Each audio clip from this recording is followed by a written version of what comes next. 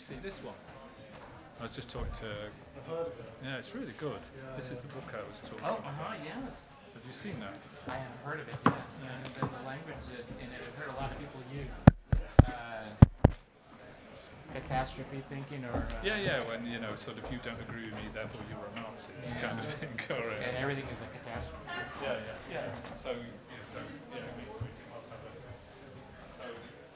You know, I don't know if there's a riots.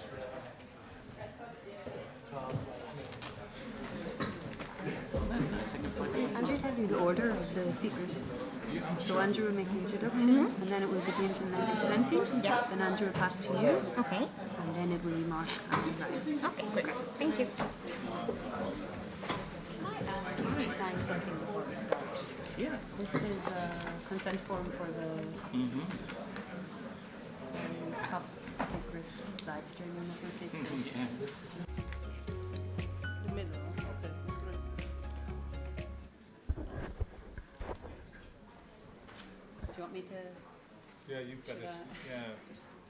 If you look in the small print in your contract, it's actually in there. Must be very small. It is. Nobody's ever seen it before, but it's actually in there. Today is the... It's the 7th of May. I'm not gonna adjust it. Sorry, darling, but that time with that shirt, I don't think so. And I was too late to say it. Oh, okay, and then they cloud in blue one. Just whip it off. Dragon's Head.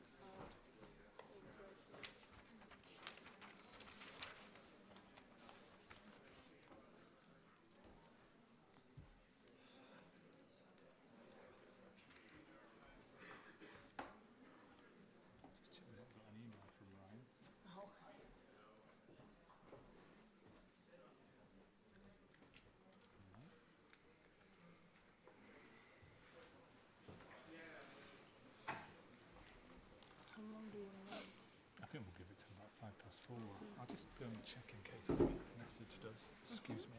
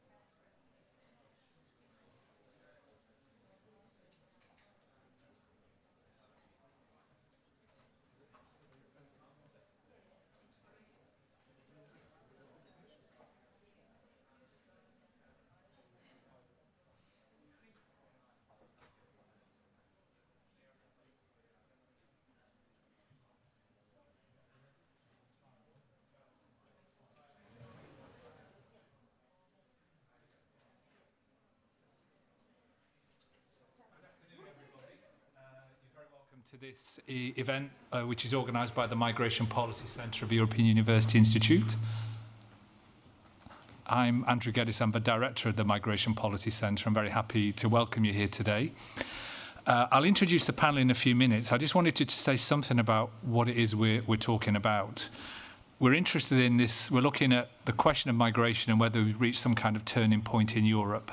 We've got a series of presentations which are going to focus on two key issues. First of which is attitudes to migration, but not just the attitudes to migration, the meaning of those attitudes. So to understand not just the kind of, what attitudes look like, but how do we understand those attitudes? How can we give some meaning to what might be rather abstract data?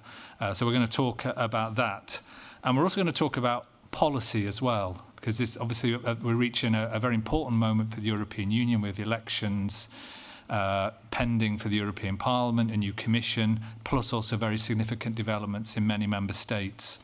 So I just wanted to say just a little bit maybe to raise some of the questions which I think the panelists will address, and then I'll introduce our panel to you as well.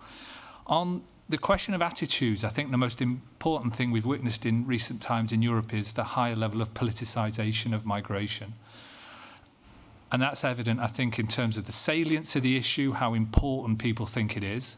That has increased across the EU, associated with what became known as the migration crisis particularly, but those levels of concern remain quite high in many member states. But also, I think we see more polarisation on migration issues, so not just salience, but also polarisation, which I think has important implications for political debate, and also the ability of political leaders and political institutions to respond to public concerns. As I think one of the issues across Europe is high levels of public concern about migration.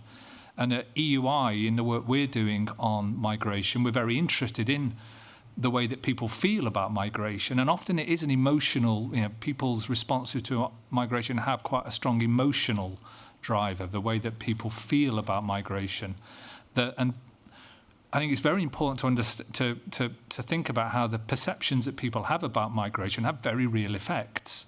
It's certainly not, we wouldn't see our role as researchers to be telling people that their views or attitudes on migration are somehow wrong, that they need to understand the real facts.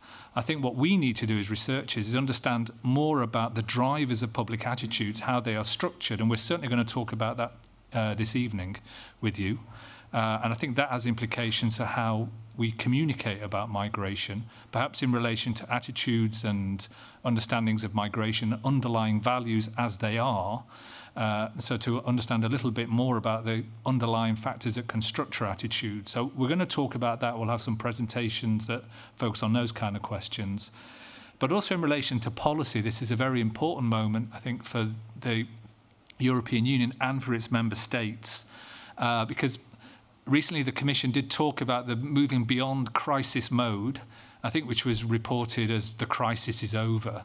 But I think the language was actually talking about moving beyond crisis mode. So maybe trying to develop a new way of acting or communicating, talking about migration, which moves beyond the crisis. As we'll see today, I think levels of latent concern in Europe about migration are still quite high. So I think the idea that the levels of concern have diminished, I think, will be mistaken. Levels of concern about migration remain quite high across the European Union. But this question of what moving beyond crisis mode can mean for policy is very important. And it's important at national level. Obviously, the national level is crucial. We as an institute are based in Italy, and I think Italy is now one of the most significant member states in terms of its relationship to debates about migration, both in terms of the migration flows, but also in terms of the underlying politics of this and the intergovernmental dynamics at European Union level. And then, of course, at EU level itself, we've got a series of debates about a whole number of crucial issues about the future of protection. I think now there's very serious question marks about the commitment of member states to the protection system as it has developed, and radical proposals to reimagine, re-envision protection, perhaps even to see asylum as something that happens outside of the European Union. But I think there's major questions about the future of asylum, refugees and protection in Europe. Similarly, questions about irregular migration, borders, and then relations with third countries. Most famously, I suppose, the EU's agreement with Turkey is emblematic of an attempt to develop relations with non-EU member states. But of course, the EU's ambitions extend far beyond that. So I think there's this foreign policy dimension of migration is and will be a crucial element of future debate. And of course, and it's maybe often the issue that's raised at the end, regular migration. It seems at times that dealing with the asylum, refugees and irregular flows is seen as the precondition then for a discussion about regular migration. I think we've done work in the Migration Policy Centre that argues that all those things need to be considered at the same time alongside each other, not sequentially with regular migration or pathways for legal migration as the issue to be discussed at the end once control has been established. So those are clearly important policy challenges. I think they'll be addressed by our panel tonight as well. And so I'll just introduce the panel in the order in which they will speak. On my right, to your left, I've got two colleagues from the Migration Policy Centre at European University Institute, Dr. Lenka Drajanova, who'll speak first, who's from our Observatory of Public Attitudes to Migration, and on her right, Dr. James Dennison. They're going to talk about the work that we've been doing and also ask and address very directly this question of whether we have reached a turning point, looking at attitudes. They'll be followed by Danila Chiaro from the International Centre for Migration Policy Development, where she is a project manager. At EUI, we've been working closely with ICMPD, and she'll be talking about some of the work we've been doing with a particular focus on the on the Mediterranean, EU southern member states and countries in the South Mediterranean. Then after that, I'm very happy to welcome Mark Hugo Lopez, who is from PEW Research in Washington, D.C., where he's a Director of Global Migration and Demography Research. Delighted that Mark can be with us today, and equally delighted that we can be joined by Ryan Heath, who is a political editor at Politico. And I think Ryan is going to be focused particularly on the kind of the politics and policy of this. Mark's going to be looking not only at Europe but also thinking globally about attitudes. So hopefully be plenty of food for thought, and then we'll have time for plenty of time for discussion and questions. So thank you very much for joining us, and I'll hand over immediately to Lenka. Thank you. Thank you, Andrew. So, good afternoon, everybody. I would like to first introduce a little bit our Observatory of Public Attitudes to Migration. So, as the name suggests, we focus on public attitudes to migration, but that means not only on attitudes to immigration, but also emigration in Europe and beyond. We draw on our analysis on the fullest range of existing relevant data that are publicly available, usually social surveys, but also on private data from private polling companies. And what we seek to do at our observatory is to explain the variation in public attitudes to immigration and emigration across countries, but also across time and across individuals, and also across the life course within individuals. If you go to our website, you will find this map when you can actually look at data provided for each country, not for each country, but many countries in the world already since 1981 till nowadays. So that's quite a lot of data from different sources, such as Eurobarometer, European Social Survey, and so on and so forth. And specifically what we do at the Observatory of Public Attitudes to Migration is, first of all, academic research. So we publish a lot of academic journal articles, books, and working papers, but we also try to do some policy dialogue, which means we have a lot of collaboration with the European institutions, NGOs, and think tanks. We also write newspaper articles, even blog, and we are also trying to be active on social media. I will now hand over to my colleague James, who will speak a little bit more substantially about the work we recently have done at the observatory, and I let you speak. Thank you very much to Lenka and Andrew and to everyone for coming along here today.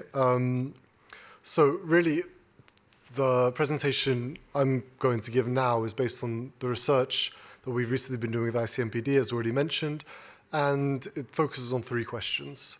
So the first is, how have attitudes to migration changed during the last European Parliament, during the 2014-2019 Parliament?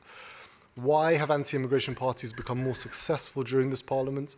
And what can we expect during the next upcoming Parliament? So all of that sort of together falls under the umbrella of, is 2019, is this month's election a turning point for migration in Europe and to Europe?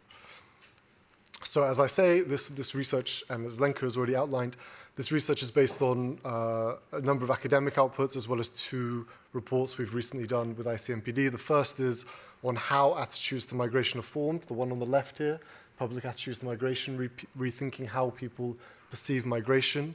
And then the second, which I'm going to talk about more today because it's more related to elections, is the effects of attitudes to migration, particularly the political effects in terms of voting.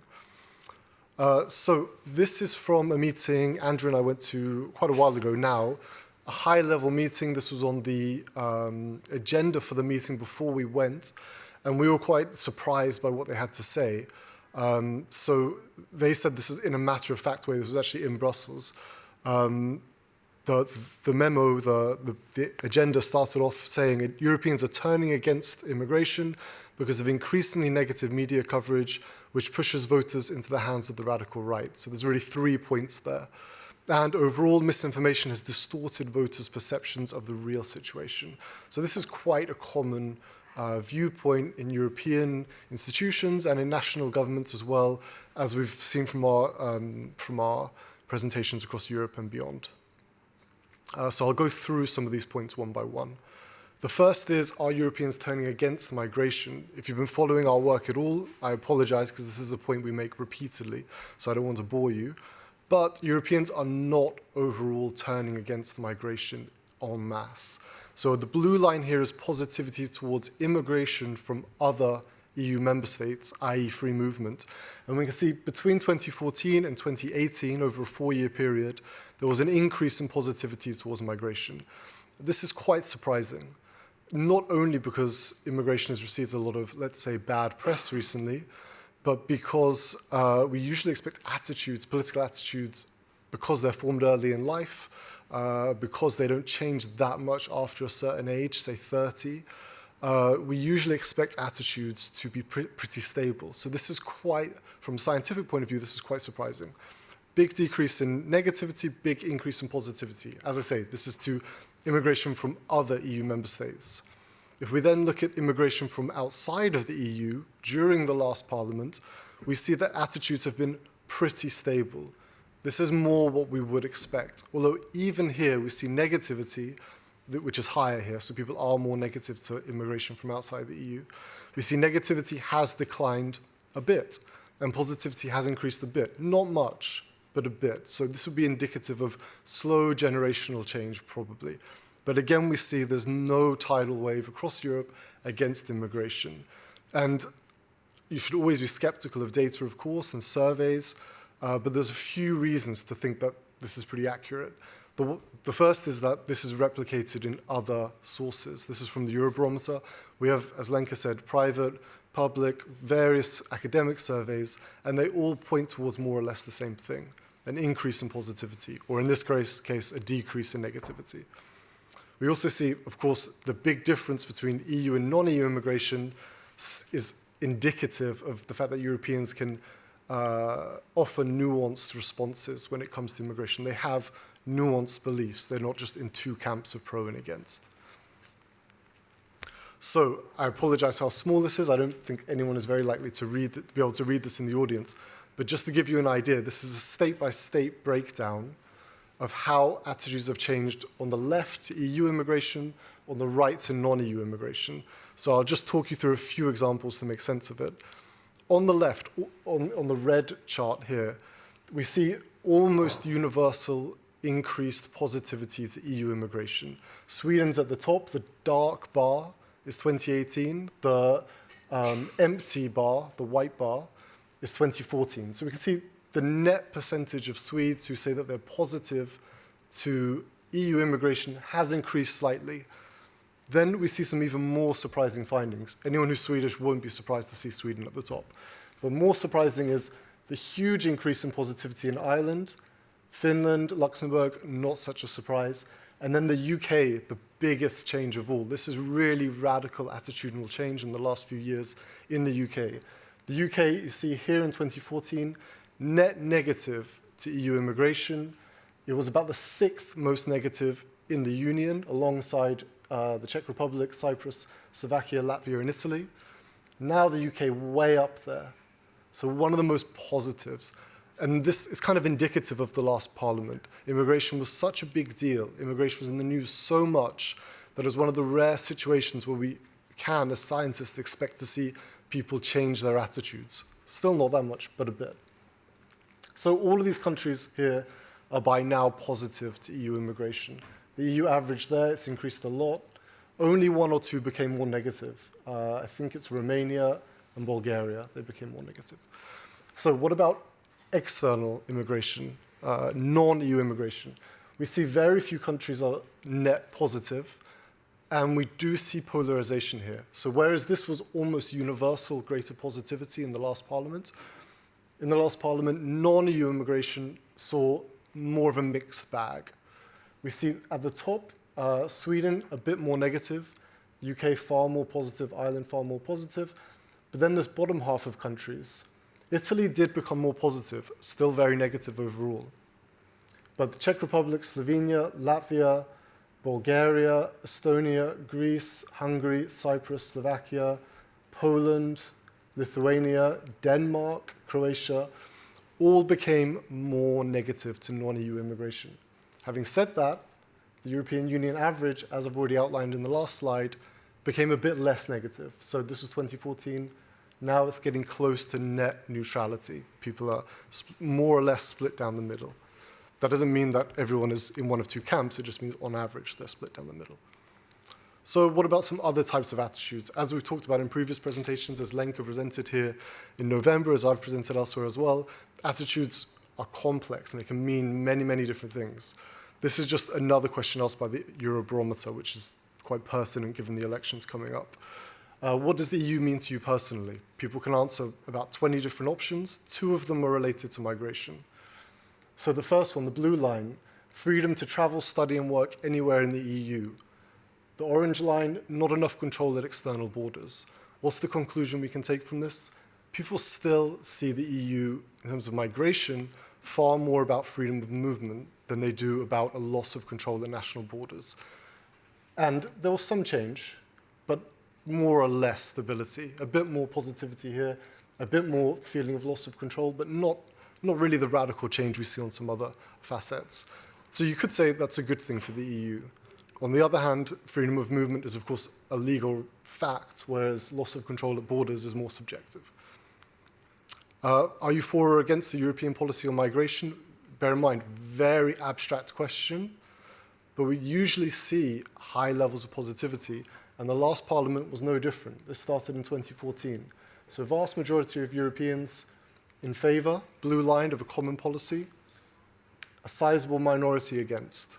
But there is dynamism, and that is on a country-by-country basis. So this was a graph put together about a year ago or so. Germany, France, Italy, on the left here, for or against the common policy on migration. Stability, overwhelming positivity in those 3 big countries. On the right, Hungary, Poland, and the Czech Republic, far more dynamism during the last parliament, attitudes changing a lot. So they started out just like the big Western countries, and they dipped. And negativity rose around 2015, and now they're split around the middle. So it's more or less a 50-50 split. So the big change in this case was happening much more in Central and Eastern Europe. Just 1 or 2 more attitudinal graphs before I send everybody to sleep with all this data. But this is another important question for the European Parliament elections. Do you agree that your national government and the European Union has handled well the refugee crisis? On the left, attitudes to how the national government has handled the crisis. So Hungary and Poland, highly positive. Citizens think that their national governments did a good job. Over 50% in Hungary. In Western Europe and Southern Europe, greater negativity to the point that there's a majority in Sweden and France that think that their national government did a bad job of the refugee crisis. That doesn't mean that they think that they should have been harsher. They maybe think that they should have been more lenient. But overall, they were critical. To the European Union, even greater negativity. So majorities in practically all but the UK, and their questions about the EU have been highly distorted recently. But every other country, there's a majority, the red lines, think the EU handled the refugee crisis, quote unquote, badly. I didn't frame the question myself. Okay, so all of that presents a puzzle. There's greater positivity in a lot of cases, but there's been a common trend in voting for anti-immigration parties in the last parliament, and that is an increase. So this is polling for anti-immigration parties in a number of Western European countries. And we see a lot of variation. There's not really a common starting point, but there is something of a common trend. Basically, a rise until 2015, a big peak, and then a decline. That happened in France, it happened in the Netherlands, Sweden, Germany, Denmark. Italy's a little different. Poland, and Portugal and Spain, until recently, nothing. Basically, overall, we see a steady increase in voting for anti-immigration parties in the last few decades, then a sudden increase in the last few years, and then a partial decline more lately. So the way in this last report and in previous outputs that we've answered that, and one way of answering that is not looking at attitudes. After all, attitudes have become more positive, but salience, as Andrew already mentioned. So salience is how important people think immigration is as an issue affecting their country. And here we see really good predictive power for how well anti-immigration parties will do. The higher the salience, the better they do, essentially. There's a number of other factors as well, which I and others have written about, but that's the major underlying trend. And we see here, this is Western Europe. I won't expect you to be able to read these because the font's a little bit small, but we can see a common trend in Western Europe in the percentage of the population who think that immigration is one of the most important issues affecting their country. Stability was a secondary issue for most of the last decade, from 2005 onwards, and then a sudden uptick. So Germany is here in light blue, the biggest uptick of all, but even Luxembourg had a big uptick. They were the lowest uptick in Western Europe. So why does this matter, the percentage of people who think immigration is one of the most important issues? I'll skip through these. So this is from our report. I won't get too much into the academic theory, but this basically combines the literature on salience from cognitive science, from behavioral science, from political psychology, etc. Essentially, when people think that an issue is important, they act. And when people don't think an issue is important, they basically don't act. Even if they have strong opinions on something, if they don't think it's important, they don't do anything. Why? When people think something's important, their emotions are activated. This leads to additional and selective exposure to relevant information, leading to polarization because the exposure to information is selective, according to your own opinions. Stronger opinions on the issue and greater knowledge. And then finally, voting according to the issue and other political participation, leading to electoral outcomes increasingly affected by the issue. So the more important people think an issue is, the more they vote according to that issue. So back to these graphs. Northwestern Europe, obvious trend. Southern Europe, far less. Why? Because they generally think things like unemployment, economic issues are still far more important. There's a few really important outliers, though. The first is Spain recently, which I'm going to talk about a little bit more later. They had a major uptick against the trend in all of Europe in 2006 in terms of the salience of immigration. That was the so-called Cayucos Crisis, where there was irregular immigration from mainland Africa to the Canary Islands. That declined soon afterwards.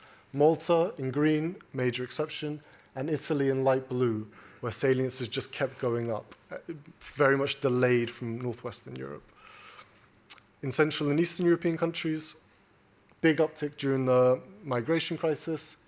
Immigration was a non-issue before, and partial decline afterwards.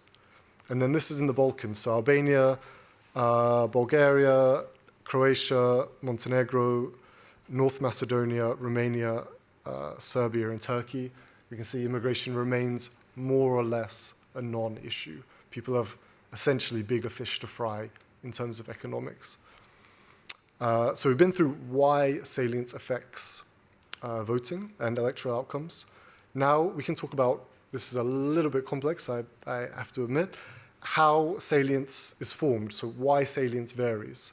There are 3 primary proximal reasons, as we say, and 2 more distal reasons. The 3 proximal reasons are media coverage, immigration rates, types, and demographics, and politicians' coverage. So those are the things that immediately affect the salience of immigration. Further back, though, in the causal process, more fundamental, are real-world events, war, economics, demography, and migration policy. They together set the immigration rates, the types, and the demographics, which sets the media coverage and politicians' coverage of the issues, and all 3 of these affect the salience of immigration. Now, the salience of immigration, how important people think it is, doesn't matter that much. What matters is the relative salience, the ordinal salience. People vote according to what they think are the most important issues. So the salience of other issues also goes into this equation to set whether it's one of the top 1, 2, 3 issues. And from that, electoral outcomes are decided, just on a few issues per election, really. Then all of that goes back to setting migration policy, and the whole process starts again. So now we're going to go through 2 case studies, which I won't say prove any of that, but offer a little bit of evidence that are highly relevant recently. One is a recent national election in Spain, and then we'll talk about the European parliamentary elections as well. So the first one on Spain here, we see the issue salience of immigration in blue, and the issue salience of Catalan independence in orange.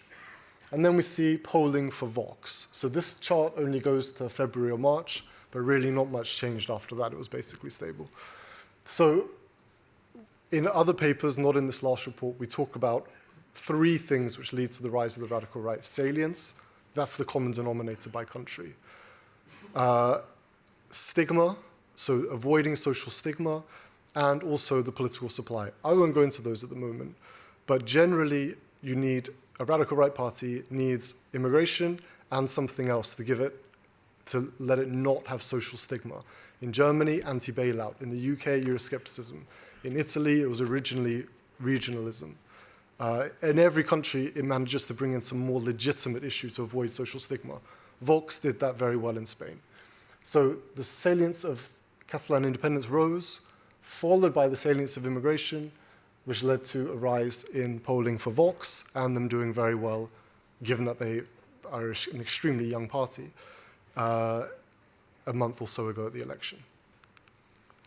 And where did the salience come from? So blue here is the percentage of people, this is from Spanish data, who list immigration as a top 3 concern. So it goes up during the Cayucos Crisis, then declines during the various unemployment crises, etc., to affect Spain in the last few years, and political crises as well. And then it shoots up a bit more recently. So this is a little bit out of date. It goes to September 2018. Then we see the number of irregular arrivals by sea in Spain. So we see really pretty strong correlation. So the message from all this is the media and politicians make a big difference, but you need, for the radical right to rise, for anti-immigration parties to do well, there has to be a change in the reality. It's not just made up from nothing. So then we see here number of irregular arrivals really go high up in Spain in the last year or so. This is September 2017, 2018. And the salience of immigration go up a bit with it, not completely. So finally, just to round up, with this, we can also predict European Parliament outcomes. This is the salience of immigration since 2004, the percentage of people listing it as a top 2 concern in blue. And we can see fairly good correlation with the percentage of seats won by radical right parties. So we would expect them to get, in the report we say about 21% in the upcoming elections. So in the report we list all the parties that we consider radical right, but around 21%. I think it was 19% last time, so a little bit of an increase. If it had been a few years earlier, in 2015, 2016, the radical right would have won a lot more. But it looks a little bit less serious now. However, there is a big but about this European Parliament elections, which makes it potentially different from all of the preceding ones, which is that people might, for the first time, vote about Europe. Because immigration has been in the headlines so much, because the Eurozone crisis has been in the headlines so much, et cetera, et cetera, et cetera, these might be the first actually European Parliament elections. And that would be a good thing for a lot of reasons. But one problem is that if you ask people, what do you think are the most important issues, the salience, affecting the EU, not their country, then immigration is far more powerful a political force. So in blue here, this is what we've already talked about, the most important issues affecting your country. Here in orange is the most important issues affecting the EU, and it's far higher, over 40%. The peak was over 60%. So people by 2019 associate European politics with migration, rightly or wrongly. So just to sum up all of that together, there were three questions at the start. How have attitudes to migration changed during the last parliament? They've generally become more positive in terms of Europeans on average, but there are important caveats by type of immigrant and by country. Why have anti-immigration parties become more successful? Salience of immigration. It's a hot political topic. Why does that matter?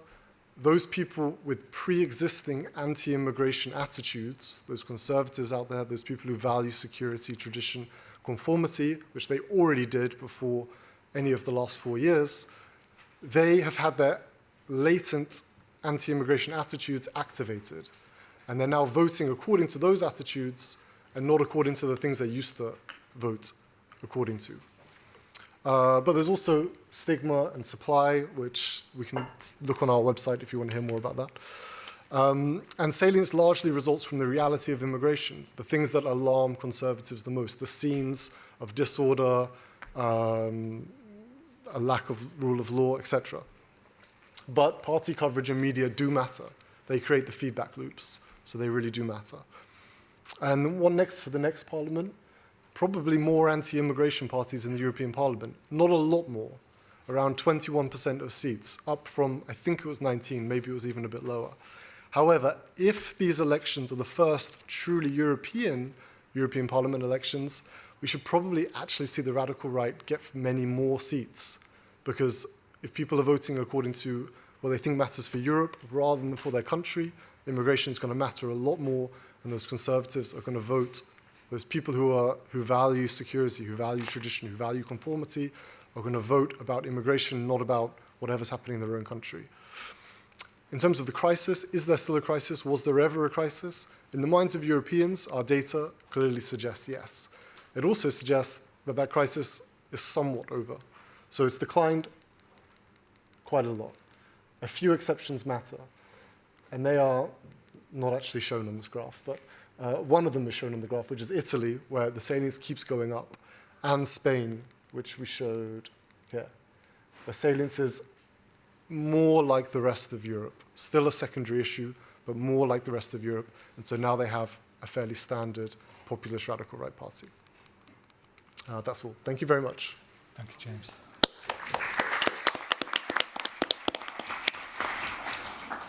Danila? Yes. Can I have the remote, please?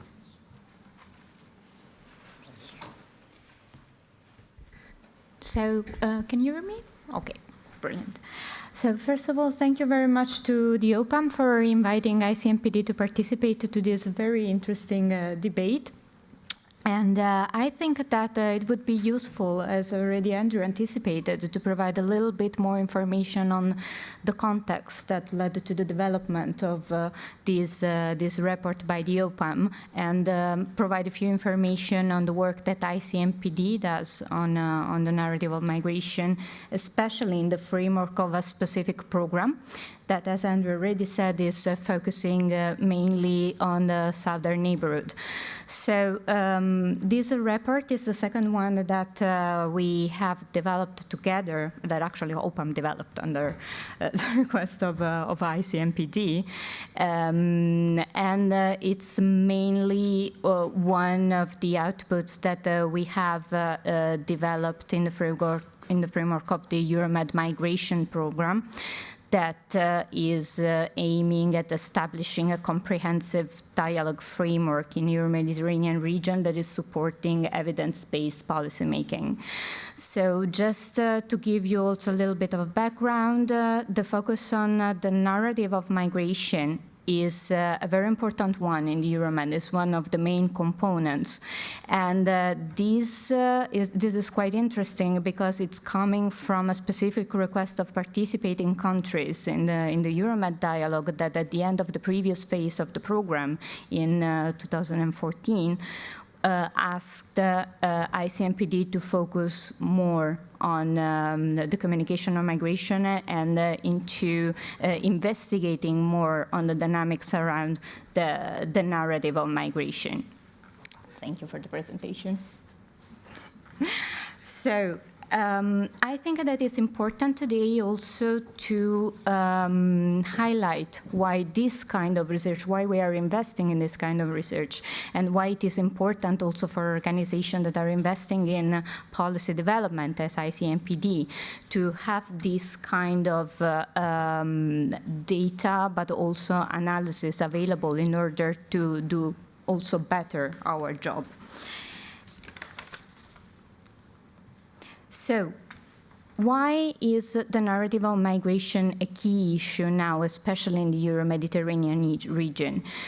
Basically, it is essential to overcome a misleading perception affecting the public discourse and support evidence-based policymaking. Here you have like a few visuals that we have put together, you know, in the research that we have done in the past few years. And actually, for example, the National Geographic cover is something that we always highlight as an example. I mean, of course, it's a quite provocative cover, but it's somehow, you know, misleading in a way. The assumption that we have here is that sometimes the facts, I mean, presented as such, are not appealing, and for the simple reason that they cannot be communicated in a very emotional way if we want to keep some evidence-based approach to that. So distorted perception of migration have led to a more and more negative turn in the narrative of migration, and this is especially true in the past few years. I mean, with the start of the so-called migration crisis, and it's like a very good example that also James has put in the report, like to somehow compare the narrative around the migration crisis, the fact that now there is a counter-narrative that we are getting out of this crisis management mode, where actually, I mean, if you look at figures, I mean, it's a little bit controversial to talk about a peak in a crisis.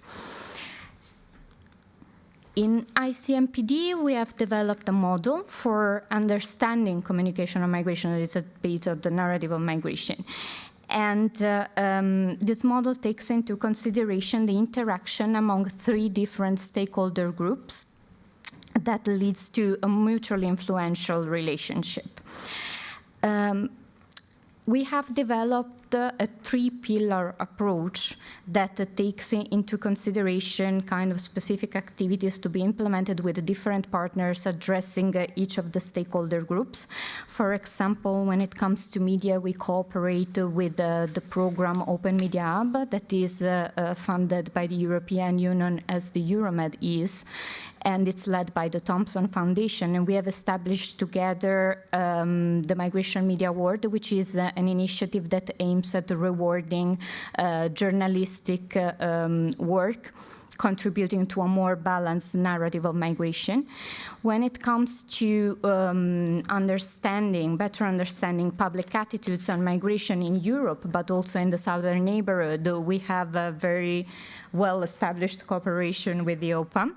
that has led to the development of several studies that I'm going to outline in a bit. And when it comes to policymakers, but in this case, specifically institutional public communicators, we cooperate with the Club of Venice and we organize workshops and seminars just to promote dialogue among institutional communicators from the two sides of the Mediterranean. So, as of 2017, we have started to develop some studies under the work stream of the narrative of migration in the Euromed. The first one was focused on how media report on migration, and this was developed in collaboration with the Ethical Journalism Network, and was kind of investigating how media report on migration in 17 countries across the Mediterranean, specifically in 2016. So, let's say, not surprisingly, like one of the main outcomes of this study was that in 2016, all across the Mediterranean, reporting was only on irregular migration, specifically speaking, irregular migration to Europe.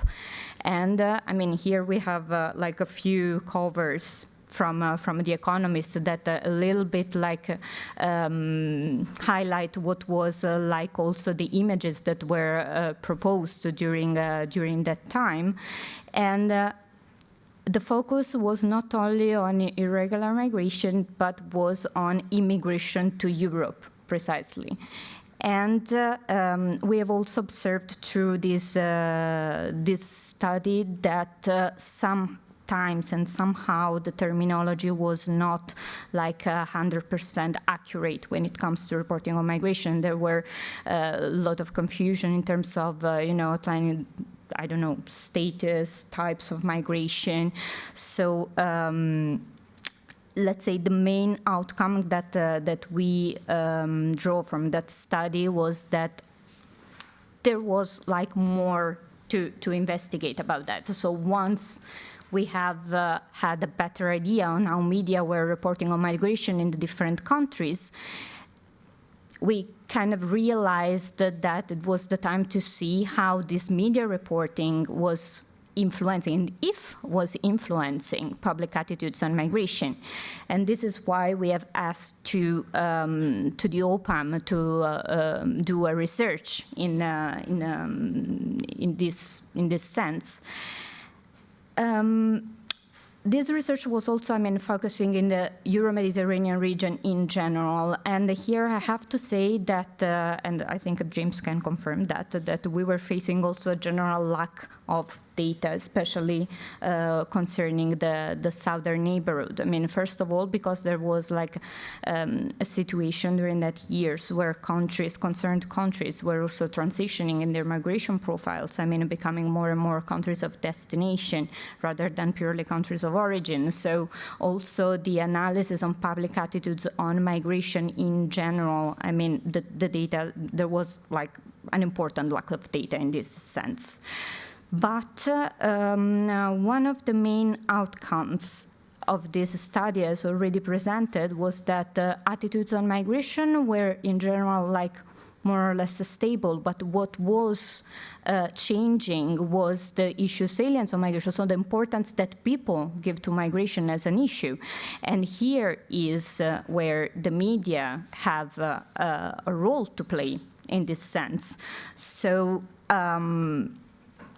after this, it was like almost logical to invest into the next step and develop the study that James has extensively presented today that is extremely, extremely important for us. And it is specifically important for an organization that works on policy development because understanding this, let's say, correlation leads us also to understand what can support more evidence-based policymaking in this endeavor, and understanding that migration is an issue, that it's relevant per se, so not linked directly to let's say, the dynamic between public attitudes or the media reporting or, the consumers' behavior of people. For us, it's extremely interesting. And I want to drive the attention to one of the recommendations that comes from this report, that is that in order to reduce polarization on the issue of migration, issue salience should be reduced. But I think that the reduction of issue salience is not like forgetting about migration or put migration aside or not talking about migration because it's a controversial topic. I think that in this sense, but James, correct me if I'm wrong, in this sense, reducing issue salience is more related to support a narrative that is less polarized on migration, that we promote a use of terminology that is more appropriate and sticking to the reality, and also promote the use of reliable sources to drive facts and data about migration.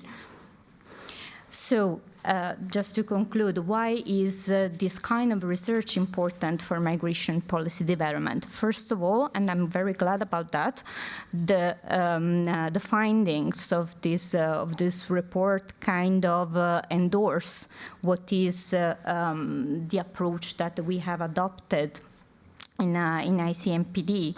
So understanding the dynamic among policymakers, the media, and the public that naturally cannot be addressed with a sectoral approach, but has to be rather comprehensive. And also, it is important to highlight that evidence-based migration policy development can be promoted only if there is a conducive environment for that to happen. Because we always say that migration is a complex phenomenon, and a complex phenomenon needs complex responses. But sometimes governments are also in a situation where they need to make unpopular sometimes decision or adopt unpopular measures. And this can only happen if there is a less polarized debate around migration. Thank you.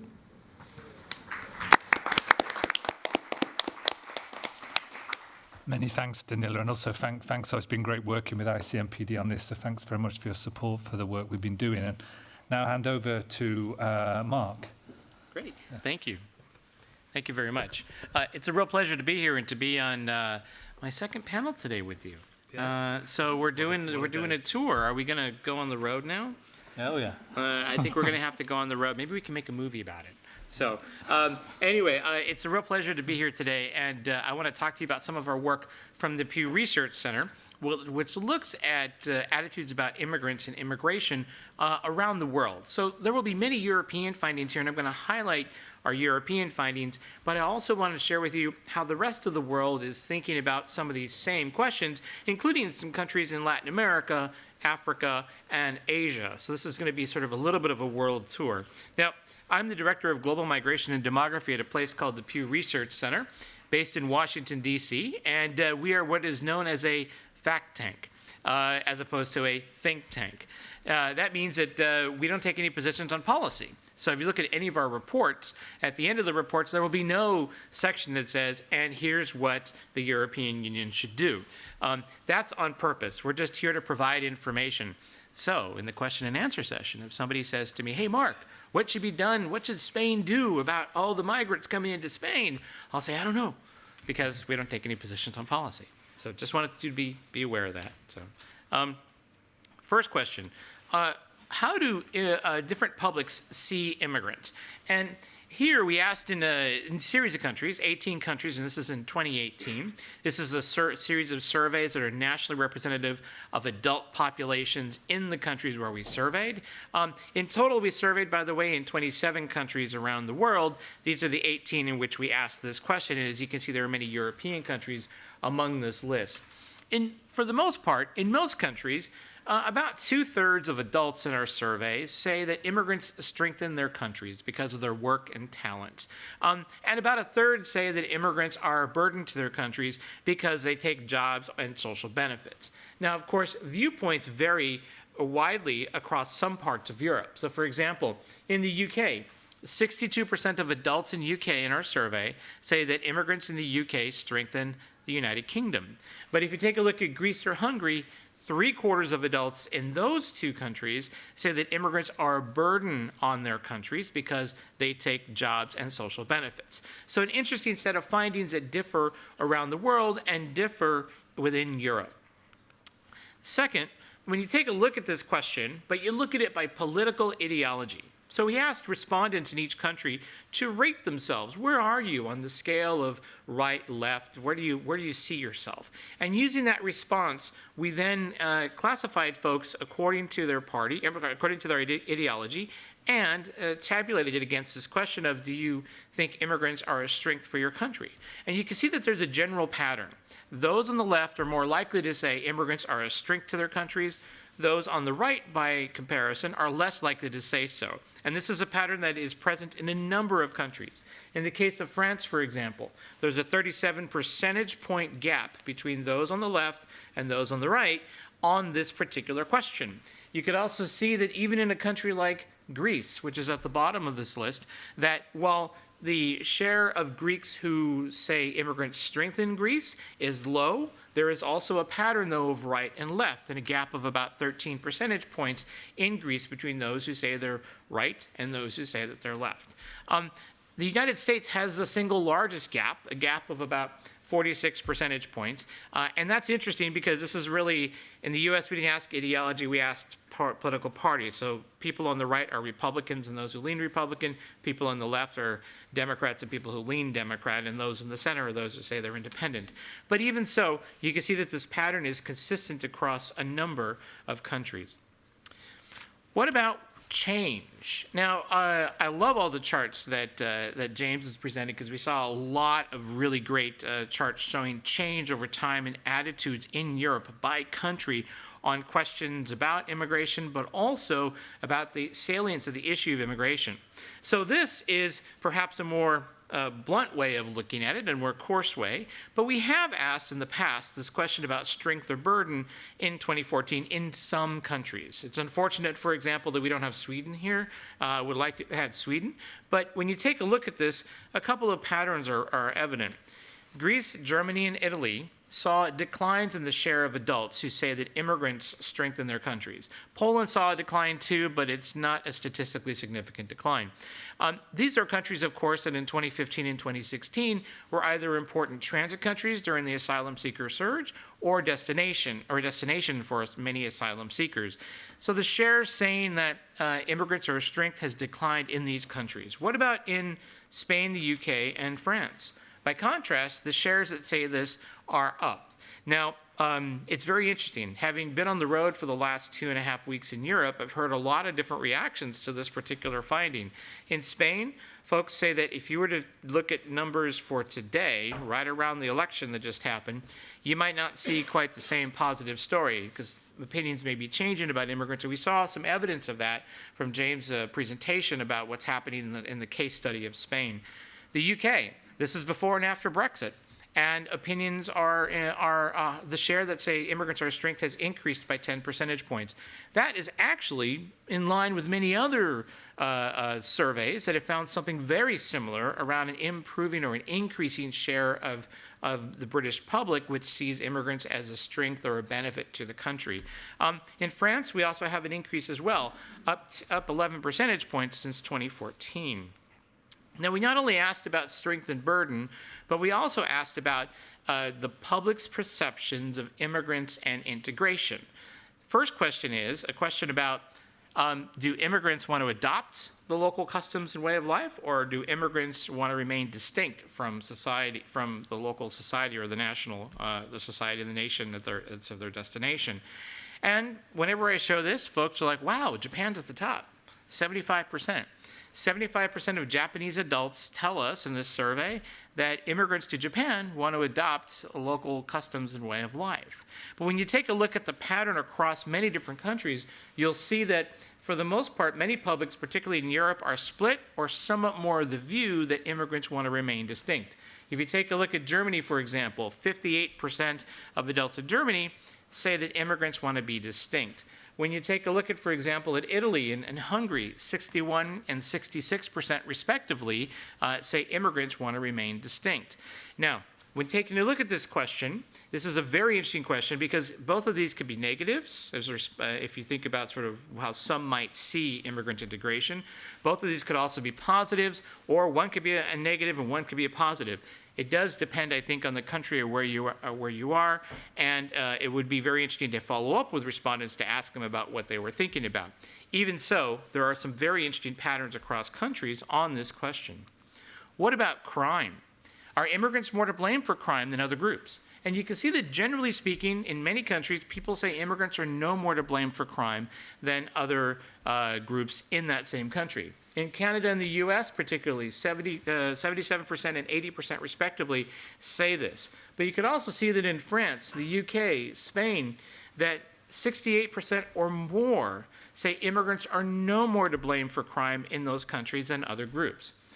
Other countries like Germany, for example, or Sweden, half or slightly more than half of the public that we interviewed said that immigrants are more to blame for crime than other groups in those countries. So there is a variety of opinions here within Europe about the role of immigrants and the impact they might be having on crime. What about in terms of terrorism? Do immigrants increase the risk of terrorism? And here you can see that in many European countries, the view is that yes, immigrants do increase the risk of terrorism. Again, this is the public's perception of the impact of immigrants. In Germany and Sweden, 58% and 60% respectively say this, as do 55% in the Netherlands. And in Greece, Hungary, and Italy, 6 out of 10 or more adults tell us that immigrants increase the risk of terrorism in their countries. In a country like France, though, 59% say that they don't. And this is interesting given many of the incidents that have happened in France over the course of the last few years. So this is as of 2018, keep in mind. These were surveys that were done in around this time of year in 2018. So it's interesting to see some of the responses and how they vary across different countries. What about deportation? Do people support deporting those in their countries illegally? And here you can see that there's strong support in many countries for that. 86% in Greece, for example, say that they support deporting immigrants who are currently in Greece illegally. Interestingly, in the United States, positions or viewpoints are mixed, as they are in Mexico and in Spain and France. But as you can see, there's a variety, again, of viewpoints on this particular question. And as you might guess, views on this question vary by political ideology. Those on the right are more likely to support deporting immigrants in their country illegally versus those on the left. And you can see that some of the biggest gaps are in places like France, the Netherlands, for example, about 34 percentage points or higher in terms of a gap between the left and the right on this issue. In some other countries, though, there's a relatively smaller gap. And for example, in the UK, Greece, or Spain, you see relatively smaller gaps between the left and right on this particular question. Finally, I want to close by talking about the desire for more immigrants. Do publics in countries want to see more immigrants arrive, or they want to see fewer, or they want to keep things about the same? Well, around the world, we asked this in 27 different countries, and you could see that there is a variety of responses on this particular question. Europe, though, is particularly interesting. In Greece and Hungary and in Italy, 70% or more of adults say they would like to see fewer immigrants coming into their country, as is happening now. In the case of Germany, that share is about 58%. And when you take a look at some other countries like Sweden, for example, about half of adults say they would like to see fewer or no more immigrants coming into their country than is happening now.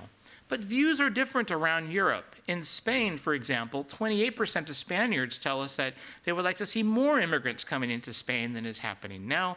And in the case of the UK, you'll find that the single largest response category is those who say they want to keep migration at about the same level. 43% say that. So there's a variety of responses across Europe and European countries on this question. a few other interesting results from around the world.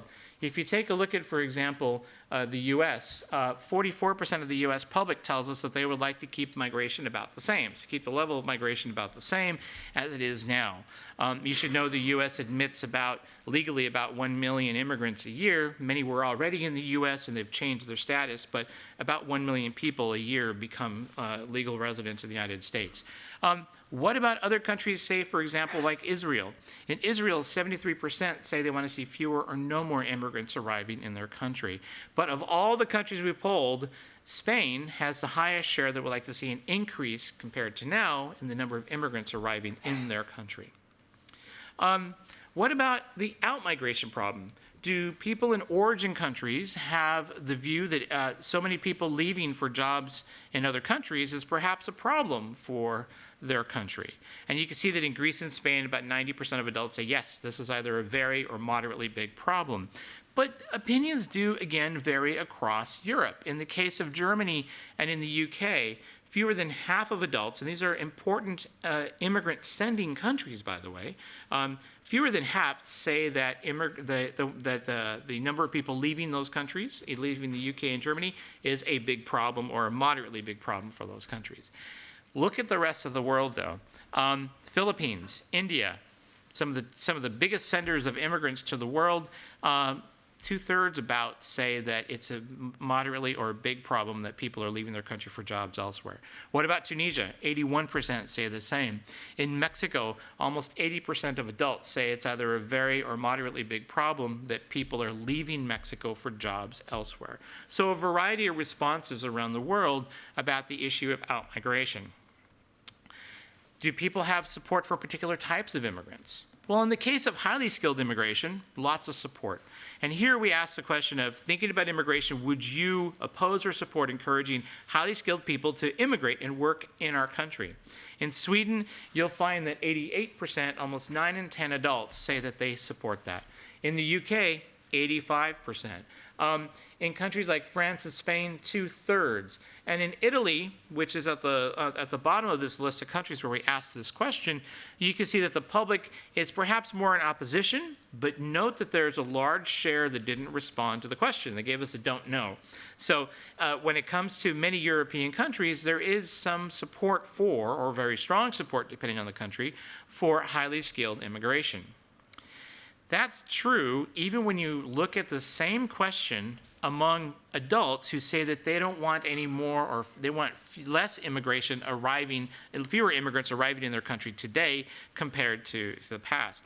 And you can see that even among those folks who want to see fewer or less immigration, there is strong support for highly skilled immigration. In Sweden, for example, among those who say they want to see fewer or no more immigrants arriving in Sweden, 82% support encouraging highly skilled immigrants to come to the country. And what about when it comes to refugees, particularly refugees who are fleeing violence and war? Strong support across Europe for taking in refugees from countries where people are fleeing violence and war. And that's true also in many other countries around the world. In the case of Hungary and in the case of South Africa and Israel and Russia, you'll see that about half of adults in those countries say that they oppose taking in people who are refugees from countries who are fleeing violence and war. Finally, what about the intent to migrate? Talked a lot about opinion about migration, but what about people deciding to leave countries? Is there a lot of desire to leave? And if you follow the work of Gallup, you probably have seen questions like this and know that in some parts of the world there's a very high share of people who say that they want to leave their countries for elsewhere. In our survey, you can see that Nigeria has the highest share of adults who say that they would like to leave Nigeria or plan to leave Nigeria in the next 5 years. Almost half say that. You can also see in Tunisia and Kenya and the Philippines, significant shares say that as well. Have people done something in order to prepare for this? Well, the three things we asked about, you'll see that many folks who say they want to leave in the next 5 years have done at least one of these activities. That is, looking for information, perhaps applying for documents, but also saving or borrowing money. And when you take a look at whether or not they've done all three, in Tunisia, more than a quarter say that they have done all three of these things in preparation to leave Tunisia for another country. That's a lot of information. I hope you enjoyed it. I'm going to stop there, but I look forward to your questions and comments. So thank you very much. Thank you. Ryan? Yep.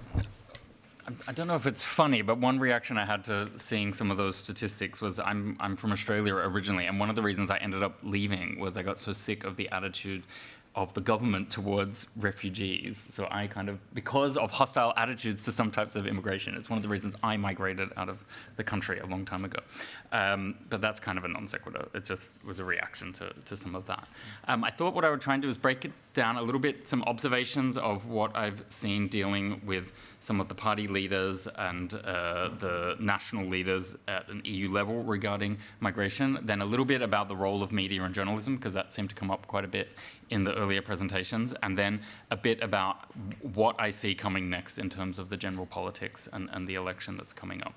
So I think at the EU level, I'm certainly noticing that the EU hasn't really got past attempts to provide bureaucratic solutions to the migration challenges that have been coming up more and more in recent years. And by that, I mean they haven't started developing a lot of emotional responses and what I think are true counter-narratives to a lot of the complaints that have come up around migration. And so, for example, there you have things like the quota system that everyone always knows quite well now in relation to resettlement and relocation of refugees and asylum seekers. And then you have, most recently, this commitment to have 10,000 extra Frontex officers. And I think it's important to highlight that, because when you have only a bureaucratic response to something that has triggered such emotional reactions and concerns in people, you're not really going to satisfy the people for whom migration has become a really salient issue. And I think that comes up time and time again in what we've seen around issues like fake news and disinformation, where if all you try and do is fact check something like this, you're not really going to change the perceptions or alter the fundamental sort of kindling for the fire, let's say. You've got to do something else, and I don't think the EU is there yet. Over the last 3 weeks, I've done, 4 weeks rather, I've moderated a debate between the 7 parties on migration, and I've interviewed all of the candidates from the 6 different parties for Commission President. And what really comes through in their responses is that they start to make quite severe distinctions between real refugees or people that we should be supporting and other people that we need to get tougher on in terms of really literally sending back home. And that doesn't mean that they support returns in all circumstances, but they start to draw a really clear rhetorical line there. And that didn't used to happen. You used to sort of see people avoid this idea of signing up to sending people back home if they arrived in an irregular or an illegal manner. And I think that's hardened a little bit. And maybe that's as a result of it being a specific election campaign, but it's certainly something I noticed. I think it's very clear that none of the parties have any viable or even well-articulated plan for completing reforms to the Dublin asylum system. You know, that's the set of reforms that's blocked in the European Council at the moment. And I don't see any way that that's going to get resolved based on anything I've heard in the last month. One of the hot issues, I wouldn't even say it's a hot issue, but I tried to probe people about where they thought the next sort of flare-up would be on migration. And at one point it looked like Algeria would become one of those tension points. Libya obviously already was. And I think that no one is proposing that you deal with the situation in Libya the way that the situation was dealt with in Turkey as a kind of entry point into the EU.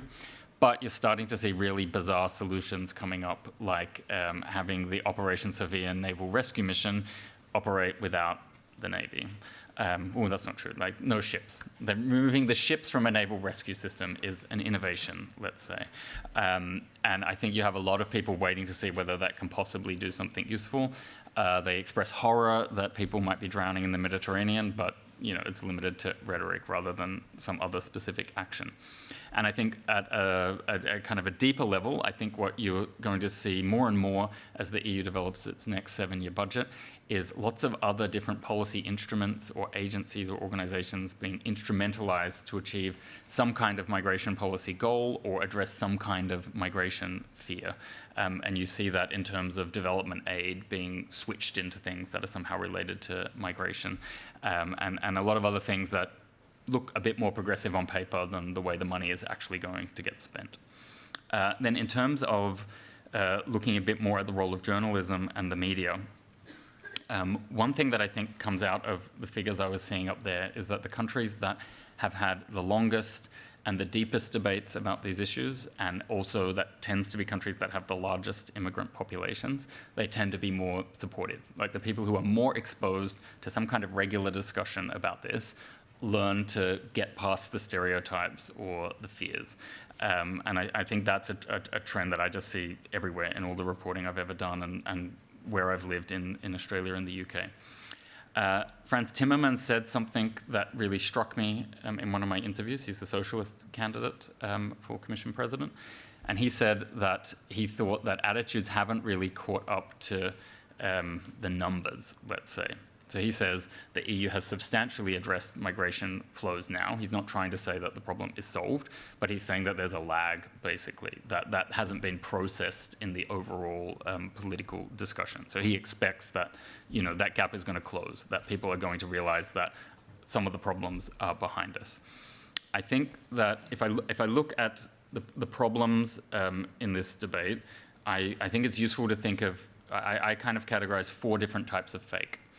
And I think I borrowed this from someone else initially, so apologies for whatever plagiarism I engage in now. But I think if you look at discussion around these issues, there are fake accounts, there can be fake amplification of information, where it's kind of bots and not real people who are amplifying whatever the information is. There's flat out fake news when people are sharing just completely false information. And then there's something that's a bit more complicated, which is fake narratives, which often contain real, truthful information, but they're kind of sort of thrown at people in a sort of tsunami-like way, and people are denied access to any context and any other information. And I think the narratives are the most dangerous part. And that was why I raised that point about myth-busting earlier, because if you just try and be rational in response to those narratives, you don't really solve the problem. And if you just rely on media to somehow not report on a given issue, and you don't do the hard work as a political party or as a community or talking at your family kitchen table at the evening, if all those other actors aren't doing things, it matters what the media does, but it can't remove those false narratives, I would say. And I think what happened in 2015 is that the door got open to a lot of those dark narratives being developed, because I think it's fundamentally true that governments were not in control in 2015 and 2016. Now, that doesn't mean Angela Merkel did the wrong thing in letting all those people into Germany, but I think there was a very strong sense of things being out of control. And when you do have a manipulative media environment, and I will criticize the UK in that respect, for decades really propagated false information and narratives about migrants. When you combine that media environment with the reality of things being out of control in 2015 and 2016, you get things like Brexit. But I think that I would be a bit limited in my criticism generally of media across the board, because the way news works is you're reporting something that is new or something that is changing. You're not just reporting good stories in your community about things that are just the same from day to day. You are talking about what changes. And what was changing in 2015 and 2016 was masses of people coming on boats, some of them drowning, some of them suffering in very tragic circumstances, governments often failing to help uphold their dignity, and also lots of governments not being in control of the situation. And as the news media, you can't just ignore that those things are happening, even if they're unpleasant, is what I would say there. I've got a lot of scribbled out notes here. I think one thing that is important for the media to do in saying that you're going to just observe what is around you in the way I described, it's also really important to hold politicians who have anti-immigration views to account. And I think that is something that doesn't always happen. I think because they're most dramatic and they're most sensational and they're most interesting when they talk about the things that they're comfortable with, which is hating on immigrants. It's very easy to get sort of trapped in just talking about those issues with those politicians. And I think if you're standing in an election, you can't just stand on the issues that you care about. You have to stand on all of the issues that the EU faces, or all of the issues that your national government faces, even if you are supposed to focus on one issue over another. And so I think it is important that journalists ask questions about some of these more extreme parties. We should know what their education policy is. We should know what their environment policy is. And if they don't have good answers, that should be exposed and people should judge them across the full spectrum of their views, not just the issues that they have the easiest sound bites on. And one point I skipped over, but I was meaning to say earlier, is on that point of salience. I think if there's no sense of control, if governments can't deliver that very basic sense that they are helping a society be functional, then the salience is always going to go up. Very briefly on what I see happening next, I think that it's very important to understand that things are going to be a lot more complicated after this election in the European Parliament and then the interplay between the different EU institutions. And the core reason for that is that the two biggest parties, the centre-right EPP and the centre-left Socialists, are not going to have a majority. They are going to have as few as 300 or 310 seats out of 751. So they need to work with other parties for anything to happen. It means everything is going to be slower in this town after June. And the Eurosceptics are not getting any better at uniting. So there's a strong overlap between Euroscepticism and nationalism and anti-immigrant views. And those parties are going to grow. I predict it's in the order of 240 to 250 seats, so fully a third of the parliament. But they are no more united than they ever were. So all this talk of a big supergroup of Eurosceptics, it's not really going to happen. There's going to be, Salvini will be slightly more powerful than he and his allies were in the last election, but they haven't united around anything. So that is going to limit their impact. And I think while migration has helped this election become more European, it's a cross-border issue. It is talked about in different discussions across borders. Every time I sit down to write a national playbook about the different countries, every time we return to it in something like a debate, all of these discussions that we're seeing, they're still dominated by national issues. So there's still no true pan-EU debate that is going on here. And then if I look at all of the haggling that will occur about who gets what job and the way the policy portfolios are going to get divided up, I think that the most migration skeptic countries are going to be reasonably marginalized in that process, and I include Hungary and Poland in that point.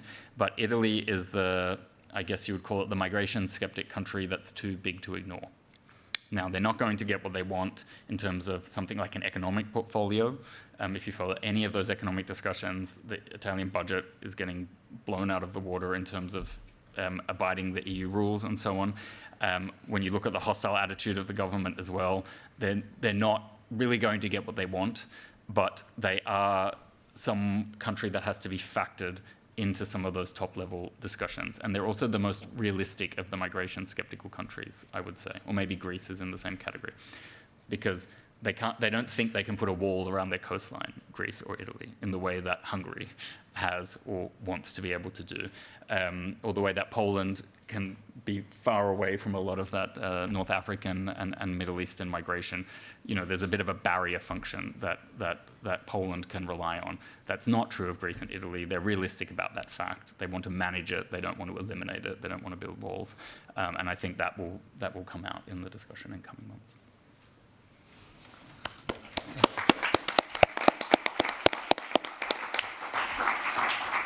Thanks, Ryan. So we have now time for questions and discussion. So open the floor. When you intervene, could you also introduce yourself, say who you are? So who'd like to start? Please, at the front here. Is there a microphone, actually? Oh, yeah, I should say in the arm. The flap on the side. Yeah, everybody. In the arms. Yeah. Everybody will have a microphone in there. Yeah. There we go. Hi, my name is Claire. I'm a trainee at the European Commission, and I have a question for Ryan and Danila, because you mentioned that one of the recommendations is to reduce the salience of immigration, but and the media is one of the stakeholders in this. But how can we engage the media in this goal without interfering with the independence of the free media? Because, yeah, it sounds a bit like we want to manipulate, but we also have to safeguard independence and freedom of speech. Want to go first? Okay, thank you. Thank you very much, Claire. This is a very good question, indeed. So the thing is that, of course, I mean, nobody here is trying to manipulate the media or impede, you know, media professionals to do their job. The only thing that, for example, I mean, I talk for the experience of ICMPD, because it's the one that I know better. And what we are trying to do is to kind of promote to have like a more balanced approach. So not avoiding criticism, because this is not the point. The point is more like promote a more balanced narrative, something that is more nuanced, like less sensationalistic. This is a little bit the question. And also, for example, of course, and then Ryan, you know better, you know, the environment, but sometimes we see that even the terminology used is not completely appropriate. Of course, we are like an organization that works on migration and works only on migration. So we are a little bit picky, you know, in kind of spotting these things that are not precise at 100%, but it actually matters, like terminology matters. So also we have these initiatives together with the Open Media, but with Thompson Foundation, and we are putting together some tools just to use. As Mark said, I mean, we're not trying to influence anything. We just try to make tools available to have access to more reliable sources, to have access, for example, to a simple thing like a glossary, but in many languages, that actually gives, you know, the correct translation, like also academy-wise about some kind of terminology. But the point is not to influence our media report, is to more providing tools to have like a more balanced reporting on migration. Mm-hmm. I think I would support all of that. And I think if you use things like tools to support journalists rather than instructing journalists, they're likely to be much more receptive. If I look at some of the structural factors, a lot of media outlets have many fewer resources today as a result of all of the changes that the internet revolution has kind of imposed on them. So media outlets are increasingly stretched. So at one level, they want to be fed information in a more digestible format, but journalists hate to be told what to think or write. So it's a balance there. Transparency often helps, and that's one of the things that's scariest for a political institution. And I used to work for the Commission, so I know what it feels like on both sides of the story. So at one level, you don't want to just expose absolutely everything about what you do, because then you lose your own sense of control about what you're working on or what people are digging through in your own computer systems or your own refugee camps and things like that. But the more open and easy it is for a journalist to observe what's going on, the easier they will have to sell the idea of a story to their editors, or the quicker it will be to complete a story, for example. So I think openness is really important. I think data helps, so all of the research side of things matters as well. It's not that we'd automatically write about a new survey, but when you can inject evidence into a discussion, then it's not a he said, she said situation. You can provide other points for people to come to an understanding about the issue. And then I think it does help when the EU personalizes what it does. You know, if I was running the Asylum Support Office now, I would be trying to develop case studies of people who have come through the system or who have been helped by the system, so that you can put faces and journeys and stories and attach them to the numbers about what it meant for someone who was drowning on a boat, that they got processed and dealt with and moved somewhere by the EU agencies. And that helps a lot more than just sort of arguing about whether the numbers are up or down a lot of the time. But that also requires an investment. and judgment about is that a good use of taxpayer resources? Because you could have teams of your own journalists running around writing those stories, but it might cost millions of euros to do it. And so you have to weigh up all of those different factors. But I think most journalists are quite open to the idea that, migration can be a good thing and that refugees need support and protection. You don't have many hardcore right-wing nationalist journalists in my experience. Thank you. Please.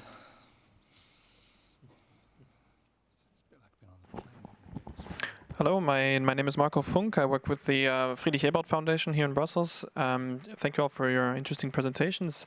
My question is for James. I wanted to come back to the very interesting graph that you had showing the European Parliament election success for far-right parties and the salience of migration. And I was wondering whether you also have data on based on poll results for the coming elections, so whether the projected results for far-right parties correlate with the salience for migration at the EU level, which you explained is higher than at the national level. I don't know if my question makes sense, but whether that projection corresponds with, or whether the salience at the EU level, which is a lot higher than salience at the national level, actually corresponds with polling results for far-right parties. Thank you. Well, in the report we don't look at polling. One reason was just that the report was written before the polling really started much for the European parliamentary elections. So the short answer is I don't know. I don't know if the current percentage is on around the level of the percent of Europeans who think it's an important issue for their country, or it's the higher figure, the percentage who think it's an important issue for the EU. Ryan might have a better idea because I heard him saying something earlier about sort of seat projections. Our seat projection, I think it was 21%, the Conservative estimate.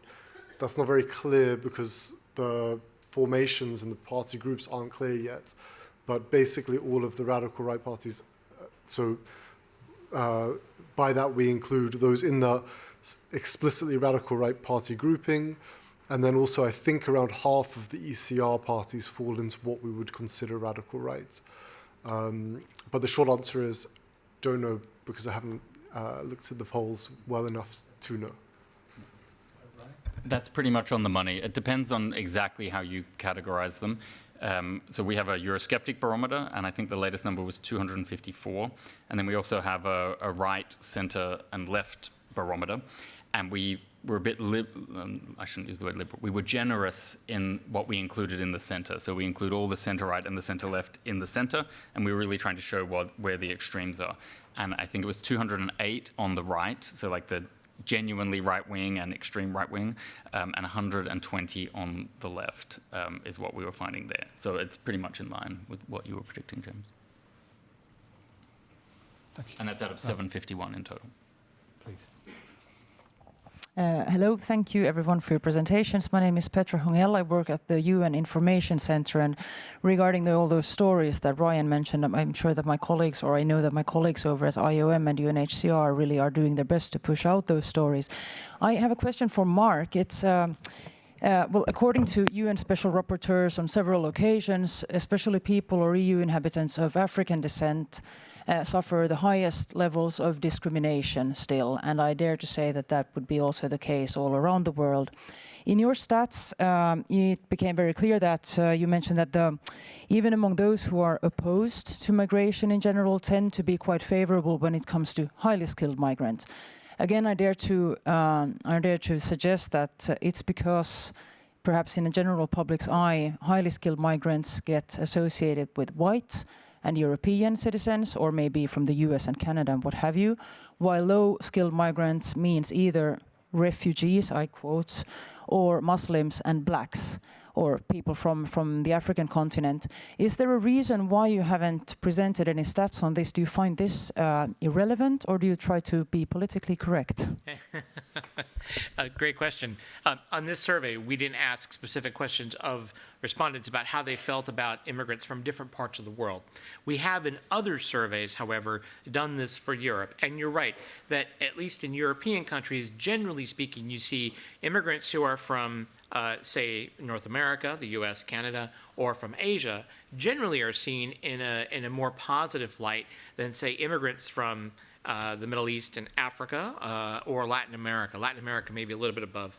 And similar in the United States, a very similar pattern as well. European and Asian immigrants are seen very positively. Immigrants from the Middle East and from Africa, Middle East and Latin America, less so, with African immigrants kind of somewhere in the middle. And what I find interesting about that result for the U.S. is when you look at where the skill sets that African immigrants have, say levels of education, the U.S. is receiving many who have at least a bachelor's degree or higher. So it's a better educated group of people than the U.S. general public, for example. I don't know if the U.S. public is aware of that. My sense is that many Americans haven't met yet a lot of African immigrants because their numbers are still relatively small compared to Asian or Hispanic. But it's not that I didn't want to include it. We just didn't ask it on this particular survey, but we do have it from other survey results as well. Finally, I would add that in a recent 2 surveys that we did on religion in Western Europe and Eastern Europe, we also went so far as to ask about European identity. What does it mean to be of your country? Do you have to speak the language? Do you have to have been born there? Do you have to be Christian? Do you have to obey the laws? And you will see that there are a variety of responses that vary widely across Europe. And in Portugal, for example, very high share say you have to be Christian to be considered Portuguese. In Sweden, much lower share. So those as well, I think, are other dimensions of what it means to be of a country, and it relates to how people see immigrants who come into their countries. Thank you for the great question. Thank you. Towards.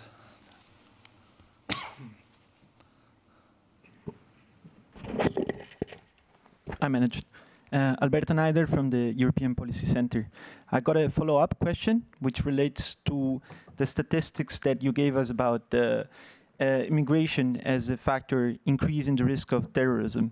So I wonder if you could speculate or draw on other statistical evidence you have. If you framed that question in a different way and you said, does immigration of persons of Islamic who have a different religion than Christianity, who are Muslims with a background from non-European countries, increase the risk of terrorism, specifically in relation to France? Would the answer be different? So if you could speculate on this or draw on statistical evidence. And then this brings me to the second question, which is really, Islamophobia is a big elephant in the room here, because when it comes to attitude towards migration, I feel, but maybe you could tell us a little bit more about this, James. To what extent does Islamophobia play a role in shaping attitudes to migration? And so it is interesting what you told us, because it is not really, what you're telling us, it's not really the negative narrative that shapes or feeds the popularity of right-wing parties, it's salience. And it seems to me that perhaps the fact that there is a certain stigmatization of certain sections of the population, in this case Muslims, who may be full citizens, who may have nationality and residence, can keep the attention level really high in spite of decreasing number of arrivals, for instance. And this is also interesting, I think, in Brussels, because just the other day, a local newspaper brought up the story of tuberculosis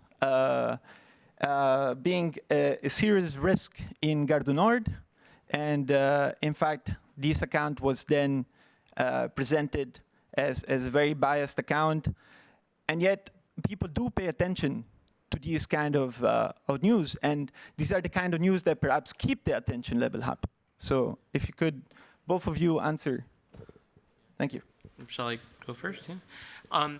First, thank you for your questions. Those are very interesting questions. And in this particular survey, I don't have a question which follows up with the do immigrants increase the risk of terrorism or not, with something that's about specific groups of immigrants. But in the two surveys that we have done on Western and European religion, of course, the focus and part of that is about national identity is also about different religious groups, including Muslims, also including Jews. And so when you take a look, yeah, there are very different opinions about different religious groups within Europe, and that is likely linked to the attitudes that people have in some countries about the increased risk of terrorism because of immigrants. Unfortunately, though, we don't have that same link in this survey. This survey was doing many other things in addition to migration, so unfortunately, I don't have that. But I would encourage you, if you would like, I can point you to the results that we have that looked at specifically immigrants from Muslim countries in Europe and see some of the differences in opinions there. Same thing in the United States. There are different opinions of different types of immigrants depending on where in the world they're from, and also about some of their characteristics. And as you can see, some of the work that I showed you here showed a support for and a nuance among the public about the types of immigrants they would like to see come in. Immigrants who are highly skilled, refugees who are fleeing violence and war, and yet at the same time, there are many publics who say we should have fewer or no more immigrants arriving. But your point about the level of immigrants in a country and how many people there are from a particular place, even if there are no more new arrivals.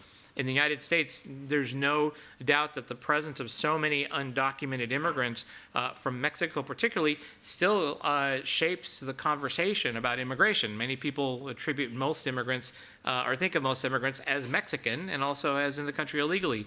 But Mexican immigration to the United States has slowed so much it's actually reversed somewhat back to Mexico. There are more people leaving than coming from Mexico now in the U.S., yet the story is still about the southern border, about people crossing illegally.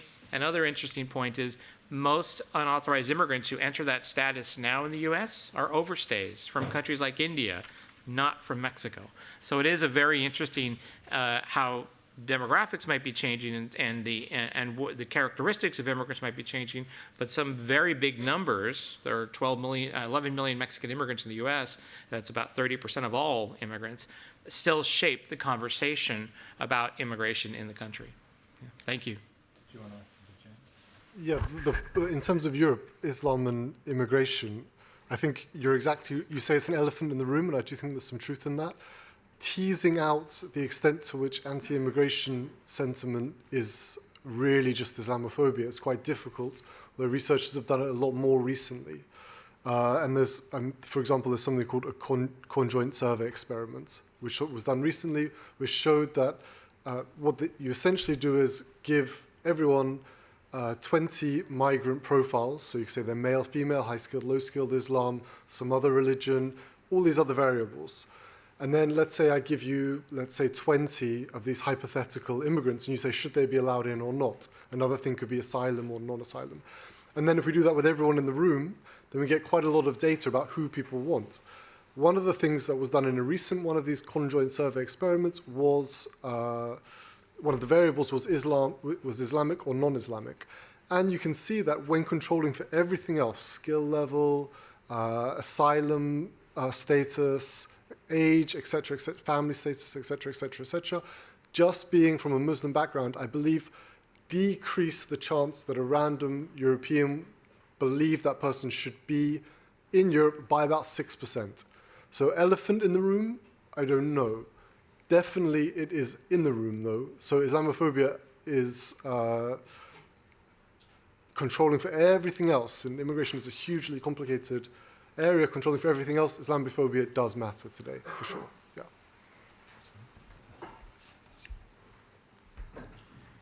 Thanks everyone for the presentations.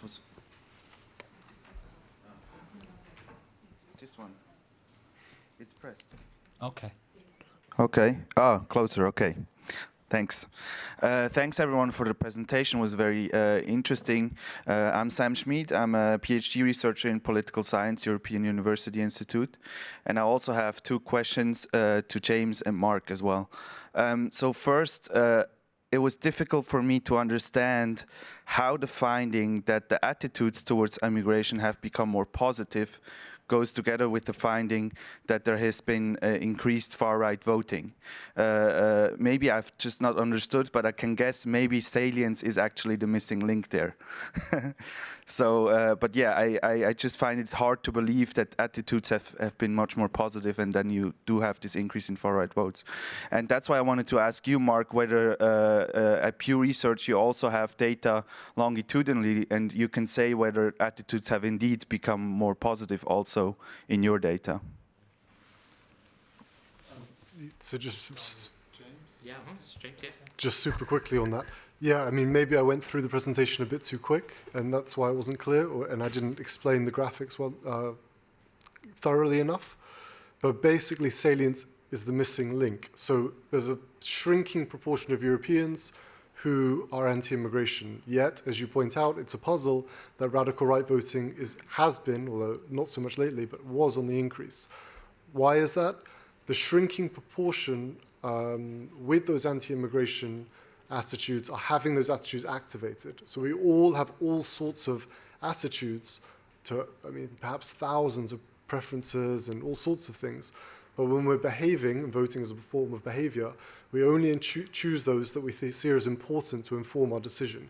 If you're a conservative, hypothetically, and there's no immigration, and it's never in the news, and no one cares about it, sort of a 1980s, let's say, in a lot of countries situation, you're not going to vote about your immigration preferences. You're going to vote according to, let's say, your conservative economic views or your conservative family social policy views or whatever. So essentially what's happened during the last parliament is that shrinking proportion who are strongly anti-immigration, particularly in Central and Eastern Europe, have had those views activated by the environment, and we measure that with salience. So we have tracked changes over time, particularly in the United States. In Europe, I showed you what we had for Europe because we haven't always asked the immigration question or the immigration battery every year. It's something we're going to try to do more of as we move forward. But in the U.S., there has been a long-run trend of a shift in opinion about immigration. And this is all the way back to the mid-1990s. So in the mid-1990s, 2/3 of Americans would have told you immigrants are a burden, not a strength. Today, it's the flip. But it is important to note that there's been somewhat of a surge since Donald Trump became president in the share that say immigrants are a strength. That seems to be driven by Democrats who up to 84% now say immigrants are a strength for the United States, which is where they weren't quite there back in 2015. So it may be that people are responding to Trump by reacting to his comments about immigrants. But even so, there was already for 2 decades now, a well underway increase in the share of Americans who say immigrants are a strength of the country. Could be that maybe because there's more immigrants and their children are entering adulthood and we're polling them now. That could be part of the story, but that they too are Americans, and so they're part of the U.S. story. But that may be helping to reshape some of the opinions that people have about immigrants. Finally, I would say that one of the findings that we have from our Hispanic survey of the U.S. Hispanic population this past year is that about 4 in 10 will tell us that they've experienced some sort of a discrimination event in the last year. Somebody said to them, stop speaking Spanish. But another 4 in 10 will say they heard somebody say something like, I'm here to support you, or I am here to help you, or I just want to tell you that I am glad that you're here. So this sort of expression of support, but an expression of discrimination as well. It's sort of the two sides are happening at the same time, which suggests to me the U.S. public is changing some in how it sees various immigrant groups. So, but that's where we have the most data is for the U.S. So, thank you for your question.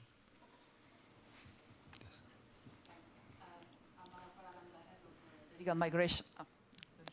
Is it okay? Yes. I'm the head of the Legal Migration and Integration Unit in DG Home, so one of the bureaucrats that are trying to address the migration crisis. Now, I would like to get back to the question of the salience and the conclusion of your report that says, well, if you want to, in a way, reduce the polarization and the anti-immigration feelings and so on, you should somehow, or the policymakers should reduce the salience of the issue. However, it seems to me that this poses a dilemma to the policymakers and to the politicians, and particularly to those who would like to promote a more progressive or balanced narrative on migration, or counter-narrative, as it was said. Because if you engage into that, there's the risk that you increase the salience. obviously, because you engage into the public debate, and hence you might favor indirectly then the right parties. If you don't, you leave the ground to those parties that promote a negative narrative on migration. So for me, I don't have a solution, actually. I would like to ask those who want to respond to this, what is the best way, not only for the Commission, but also for policymakers at European level, but for national politicians and policymakers, what's the best way to address this? Because we know that the extreme rights parties and the populists, they will use, and they are using migration to increase their vote. So they are not stupid, they do that. So what should the others who want to have, if not rational, but a balanced, reasonable discourse about migration do in this case? Engage or not engage? Thank you. I think maybe we take response from the whole panel on this. Perhaps if we, because I think that's such an important question. Maybe we start with Danila and then just work across, if that's okay. Okay, thank you very much, and thank you for this question. I mean, this maybe was not completely addressed by the presentation that I provide, but this is exactly the point. So it is true that some parties are using, like, the prominence of migration to communicate something in a certain way and increase the salience. But the problem that I see is that the negative narrative on migration should not be addressed with an extremely positive counter-narrative, because otherwise, I mean, we are in the same situation where we have a polarization of the debate, of the public discourse. So the approach that, at least from our experience, we have identified as, of course, long-term, but kind of fruitful in terms of result, is to try to provide more evidence-based information, that it's not stigmatizing one position more than the other, but just to provide like a more nuanced and balanced narrative around migration. So it's not a matter of fighting some sort of narrative. It's just to propose something that it's less polarizing in a way and based on reliable sources, because we all see what is also the impact of fake news and fake data on the debate, but also on national politics. I mean, we have had, like, a month ago, this episode, for example, in Greece, where there was an outbreak of fake news that the northern border was open and all refugees, I mean, were moving towards that. I mean, I happened to be in Athens, and it was quite, I mean, impressive as a reaction. So I think that a careful approach, like promoting something that is more nuanced, is the way to go. But as you said rightly, I mean, it's a long-term approach, and there is no, like, a magic wand that can fix it. But let's say that the approach of having a counter-narrative can be problematic from the point of view of increasing the polarization. I think engagement is really important, but it matters where, and engagement from the EU level probably isn't going to work in a lot of circumstances. So it's about who does the engagement. You know, I think mayors and people who are really in local communities are often going to be the most effective or the most trusted advocates, and you can think about what are the stories to tell. I think the sort of stories that have worked well in some settings are when you show that people who are or have been migrants, it depends on how you want to, how long you have to be in a country before you're considered a local. People who do service jobs, so people who work in public services like nursing or policing or firefighting, things like that, they're generally held in high regard by local populations. And if you show that people who are migrants also do those jobs, if you show migrants are entrepreneurs who create jobs, every community wants jobs. If you show people who have been fleeing war rather than just people who are going for economic benefit to another country. These are all circumstances where you can see that there are good reasons for migration and that people are making some contribution in some way. And so if the engagement is around that, that's good. If the engagement is in a setting that's more deliberative than people shouting sound bites at each other on the television news, if you get people into a community hall to talk about their personal experiences for an hour or 90 minutes, you're going to start to see some level of sympathy and compromise, or people accepting one point or another from the different sides of the debate. And that's going to be a lot more constructive than just people tweeting at each other. I work at the PEW Research Centre. I can't have no comment. But I would say that in light of some of the comments here that others have made, it is interesting to see that among the American public, and I'm going to talk about the U.S. here and not Europe because we have some of the different data for the U.S. The U.S. public has expressed a general sense that it has a responsibility for taking in refugees. It also is of the view that that is sympathetic towards the situation that undocumented immigrants find themselves in. And these are numbers that we have seen that have been in the 70% range or so on these questions for some time, both before and after the 2016 presidential election. Largely speaking, Republicans are less likely than Democrats to say this, but it does depend on the issue or on the question. We do find that even among Republicans, sometimes up to half will have a view that's, say, sympathetic towards unauthorized immigrants. I think those are two important data points to keep in mind, because I do think that when talking about migration and when thinking about communications plans on migration, it's important to note where the public stands on some of these big issues and how they feel about immigrants. And I think that that's what makes a lot of the public opinion work here that we've been sharing today, I hope, helpful. But it's important, I think, to keep those points in mind about what the public is thinking about this, even if those perceptions may not necessarily match data. I was just going to say something as well, just very quickly on this as we go along the panel, because one of the reasons we established our Observatory of Public Attitudes to Migration wasn't because we think that what we should be doing is changing attitudes to migration, because we need to understand what those attitudes are. And I think one of the things that's very important about communication about migration is not kind of labouring under the illusion that somehow attitudes need to be changed. I think all the social evidence will be that attitudes are fairly established early in life, fairly stable and difficult to shift. It's communicating in ways that resonate with the lives that people lead in the communities in which they live those lives. And I think that's the, so not kind of having the idea that actually your attitudes are wrong, that my attitudes are right, or that there's a set of attitudes to which you need to adapt. I think that is obviously a recipe for potentially disastrous forms of communication about migration. I think Ryan's point about making it resonate in the places where people live their lives is very important. And we tend to talk about countries of the European Union, but actually migrants and all of us live in neighbourhoods and communities. So I think that's a very important dimension to this. Lenka? Yes, so I'm going to support what Andrew said, and not just because he's my boss, but basically what we have showed also in our report we have done for ICMPD that Danila shortly mentioned, is that, of course, the type of the debate at the national level about migration matters for the direction of the public opinion, which means if you see a lot of positive news about migration in the news, the public opinion kind of shifts to more positivity.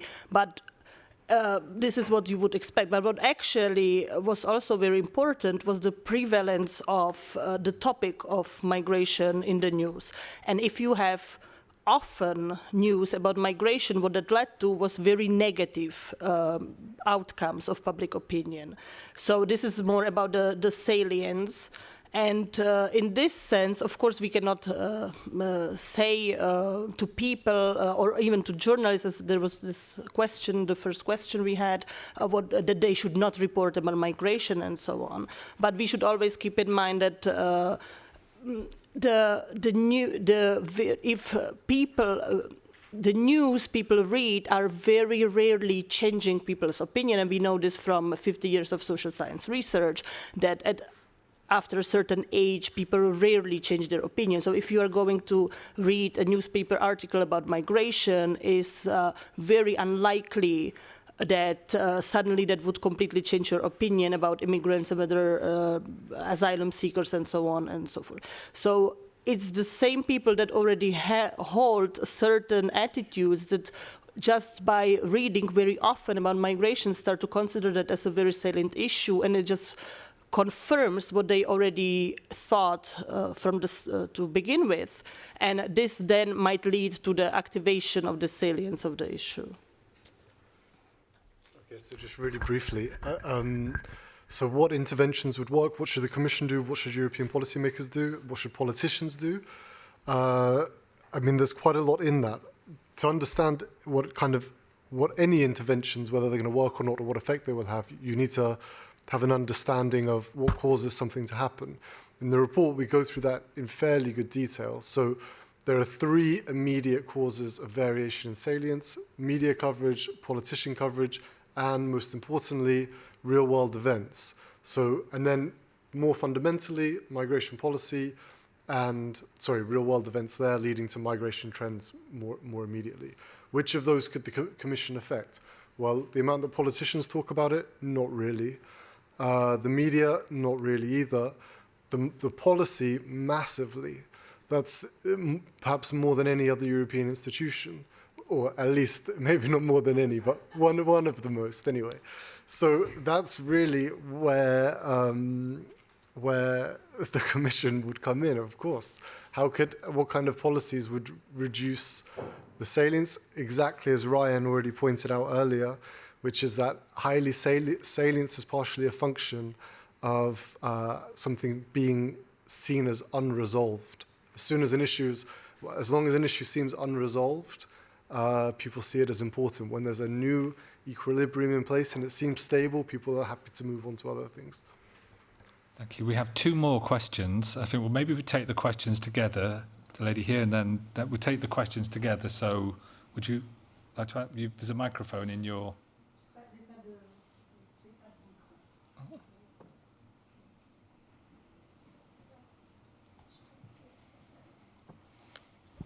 Merci beaucoup. Donc, ma question porte sur est-ce que vous portez un quelconque intérêt à l'aspect historique des migrations en Europe, qui ont tout de même marqué le continent européen de manière importante et qui sont une référence pour, d'une certaine manière et dans certains cas, dédramatiser le phénomène migratoire dans l'opinion publique, en tout cas aujourd'hui. Merci. Yes, thank you for the fascinating discussion. My name is Alice Szczepanikova from the Joint Research Centre of the European Commission. And following up on the issue of salience, I was wondering whether in your analysis, be it PEW Research or OPAM, I'm sure you did it, to what extent you look at correlations between attitudes to other issues, such as, I mean, it was really nice, the example of the identity question and how that correlates to people's attitudes to migration, because in some of the countries, we clearly see that migration becomes a placeholder for other issues, standing up for national interests or protecting national culture. So how can we unpack salience in that sense, or all kinds of insecurities and anxieties that drive attitudes to migration, but have actually fairly little to do with the migration issue as such? And thinking about interventions, I was wondering to what extent could we demigrationalize the intervention in a sense of addressing those issues rather than actually trying to convince people that migration is good or bad. Thanks. J'ai oublié de dire nous avons publié 2 ouvrages sur les migrations. Le Centre de culture européenne a publié 2 ouvrages.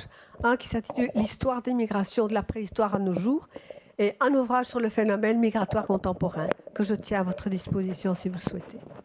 Merci.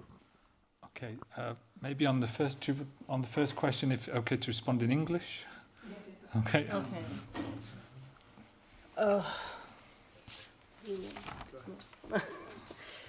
So the question is now, if I understood correctly, the connection between the historical... No, not the connection.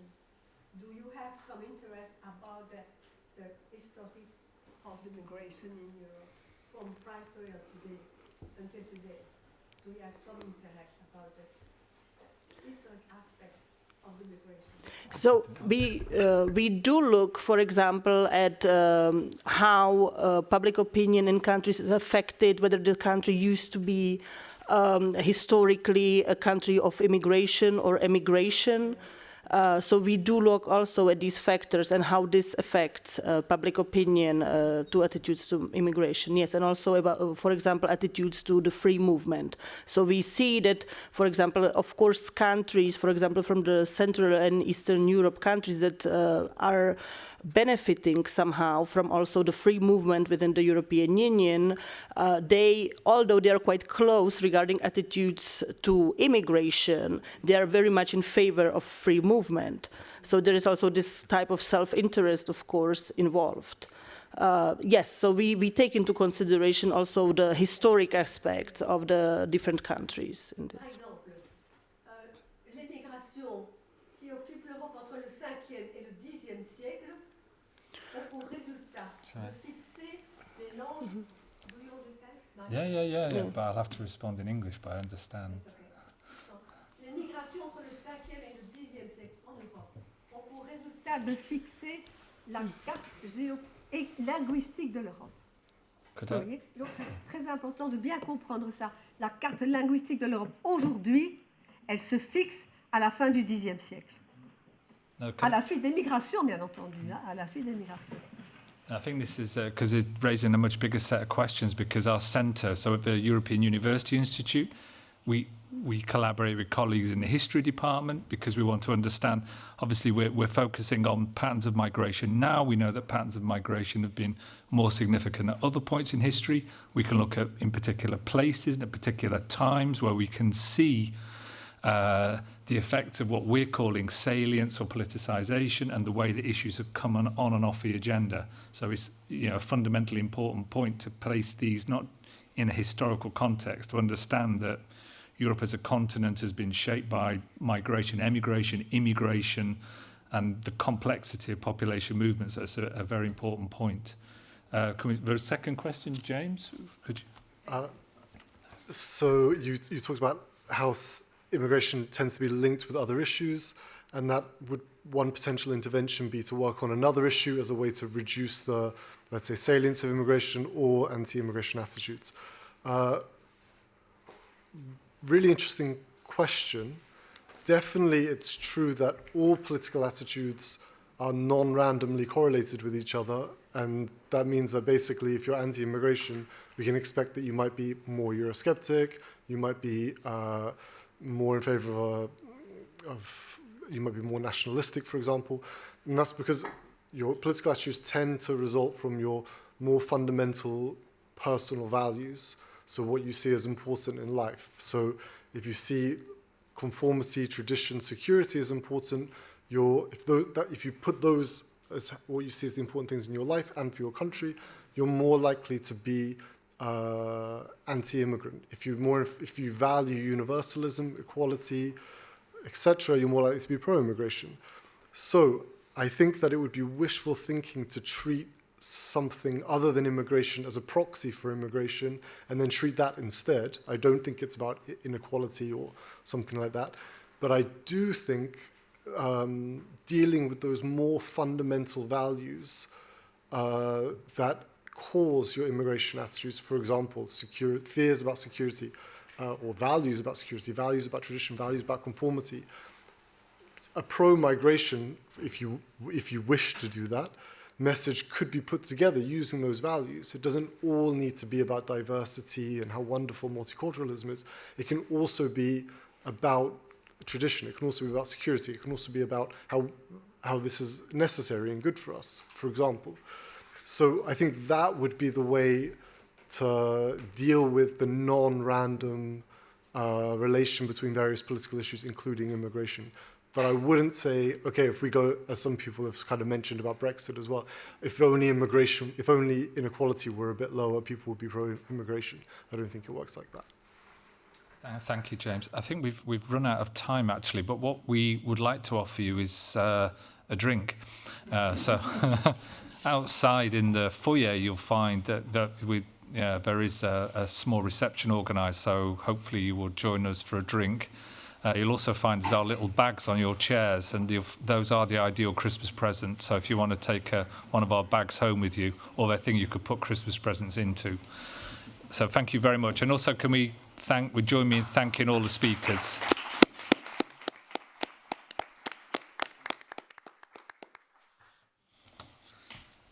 Great, thanks, Mark.